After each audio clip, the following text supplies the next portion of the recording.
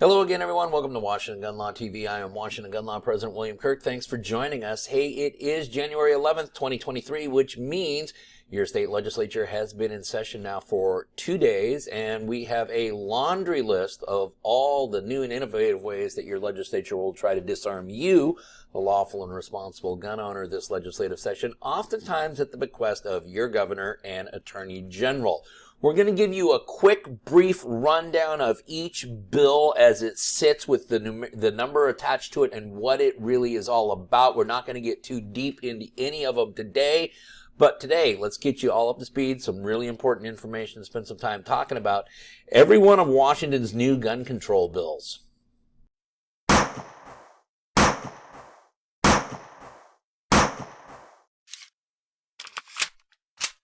Okay, a lot of bills to come at you with, and I'm going to come at them kind of fast and furious. We got 5 House bills that we need to talk about and 4 Senate bills, okay?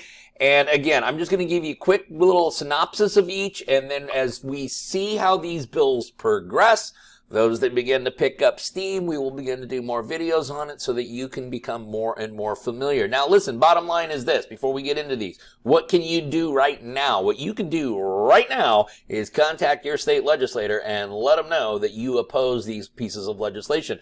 I will put the link down in the description box for how you can find your legislator and make contact. Here we go. House Bill 1130. This is House Bill 1130. This creates a whole new slew of liability for the FFL industry. There is a companion bill here. It's called Senate Bill 5078.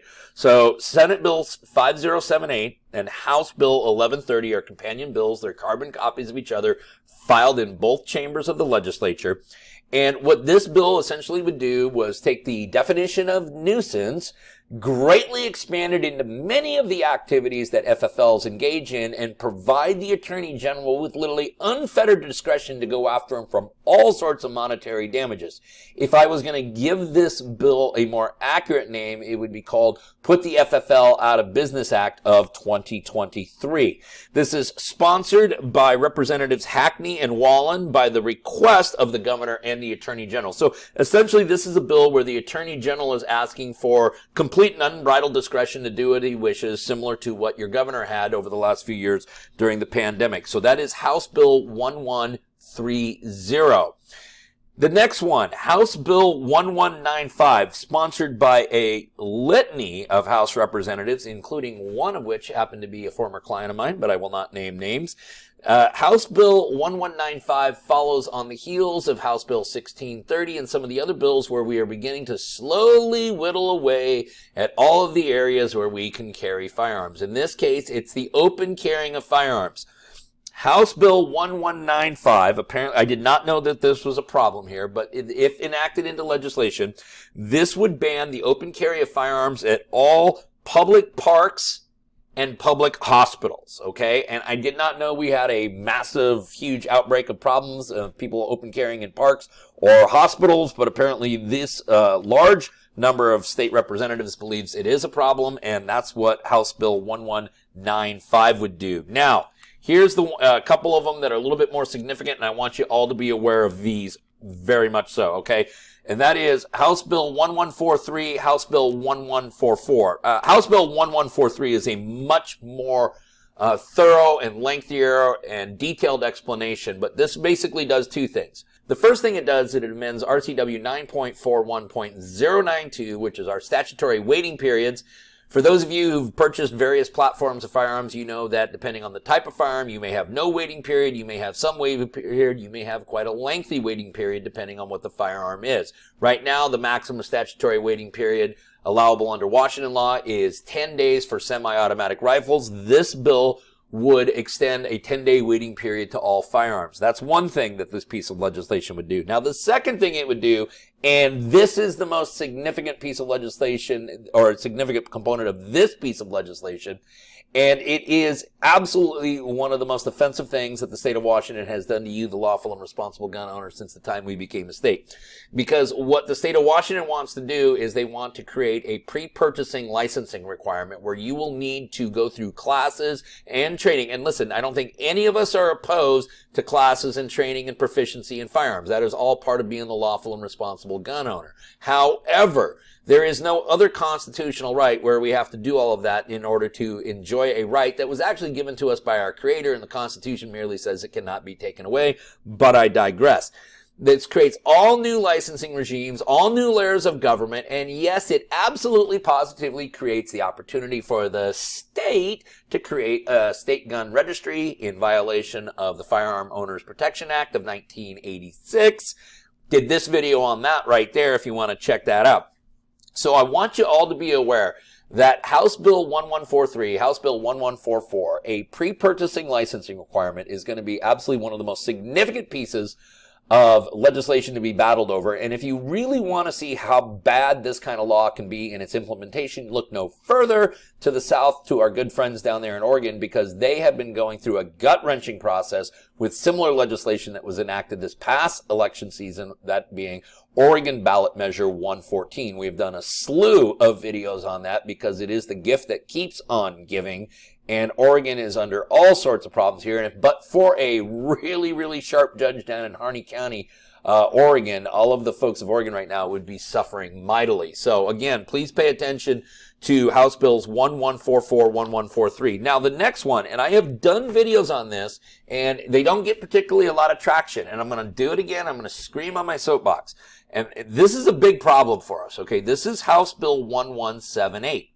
Now, House Bill 1178, it says, an act relating to the restoration of local government authority to regulate firearms by adopting ordinances or regulations relating to firearms that are in addition to or more restrictive than the requirements of state law. Now, this is a bill that actually does not pass any new law. There is literally no portion of this bill that is new law. What this bill does is it destroys or strikes away one law in its entirety and guts another one. And what it essentially does is it does away with state preemption. What is state preemption? Well, state preemption is the rule that basically says the state gets to set the firearm regulations. And albeit we do not like the regulations that our state subjects us to, can you imagine the hodgepodge of criminal activity that our state will become if we allow King County, the city of Seattle, the city of Everett, the city of Edmonds, the city of Tacoma, Pierce County, any of these other jurisdictions to make their own gun laws?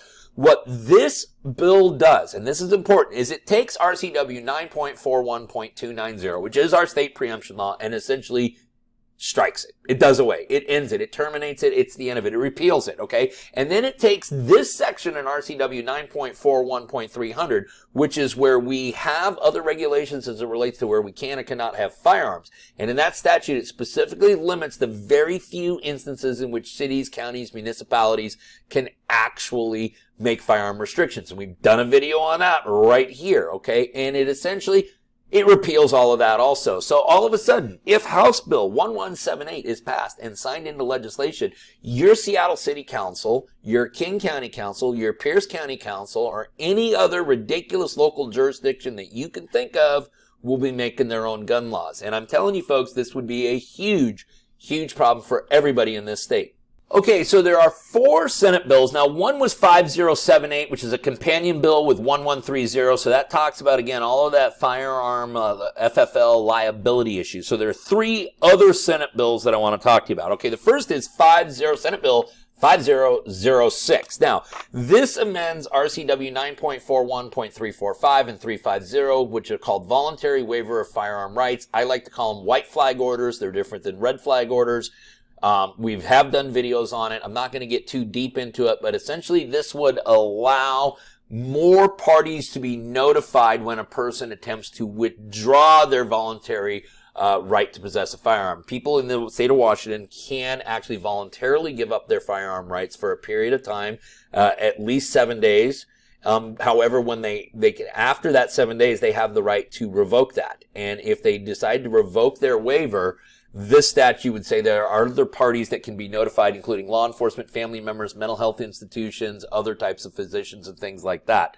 So that is Senate Bill 5006, sponsored by Senators Peterson and Rivers. Okay, now the next piece of legislation is the one piece of legislation sponsored by a Republican. That's Senator Linda Wilson out of the Vancouver, Washington area. And I will give it up to Senator Wilson because she does her homework, because we've done these videos right here that basically says, listen, according to objective statistics by the United States Department of Justice, 88.8% of all gun crimes committed in the United States are committed by an individual who's unlawfully possessing a firearm at the time the crime is committed. So we therefore write 88.8% of our gun laws to affect that demographic group, right? No. Instead, we write 100% of our gun laws to affect you folks, the lawful and responsible gun owner. Well, Senator Wilson has actually come up with a law that might actually help solve some of the gun violence problem. This is a piece of legislation which would significantly revamp RCW 98.56. What is RCW 98.56? Well, that's where all of our theft statutes are, and this would radically amend the statute of theft of a firearm. And it would talk about theft of a firearm from homes and theft of a firearm from cars, which is a big problem. And it makes these offenses now Class B felonies and subject to far more serious penalties. So as far as any of the gun pieces of legislation that I'm going to be talking about today, the one that might actually make a dent in the identifiable problem is Senator Wilson's Senate bill, which is 5049. Okay, and then finally, the big one, the coup de grace, that is Senate Bill 5193. It is the assault weapon ban of 2023. Why do I say assault weapon? Well, that's because that's what the statute says, okay? What this statute would do, if enacted into legislation, would create a new definition in RCW 9.41.010 of assault weapon. It would then encapsulate almost every firearm that you would think would go under that category, and many more that might not. Including all of your ARs, AKs, AR rifles, AR pistols, and so forth. And it would make the sale, offer for sale, distribution, and manufacturing of them, similar to magazines, unlawful. There would be a grandfathering provision for all of us who currently own firearms in these platforms when the law is activated. Now, if enacted into legislation, I do not know when the activation date is. Obviously, this is a piece of legislation that is going to be fought like holy hell, very similar to the magazine ban last year, but as I have said many times, politics to us here at Washington Gun Law is really just about one thing and one thing only, and that is simple math. Does the prevailing party have the votes to make it happen? And right now, mathematically speaking, that is the case with the current makeup in Olympia. So that is a wrap up on all of the bills who are coming to you, compliments of your Washington State Legislature. Now, as the legislative process continues on, some of these bills will die quick deaths, some will slowly die, and some will begin to pick up steam and clearly show that they are gaining momentum. And those are the ones that we will start focusing on. Those are the ones we will start diving into more deeply and getting you a better understanding in the event that these do become legislation. What can you do in the meantime? Contact your legislator. Contact them right away. Keep contacting them. Be polite, be professional, be direct, and tell them exactly what you think. In the meantime, if you have any questions about this legislative session or what's left of your Second Amendment rights, you guys know the drill. You can always contact us directly at WashingtonGunLaw.com, or you can call us at 425-765-0487. In the meantime, let's remember, part of being a lawful and responsible gun owner, like we talk about all the time here at Washington Gun Law, is to know what the law is in every situation and how it applies to you in any instance that you may find yourself. Until next time, thanks for watching, and stay safe.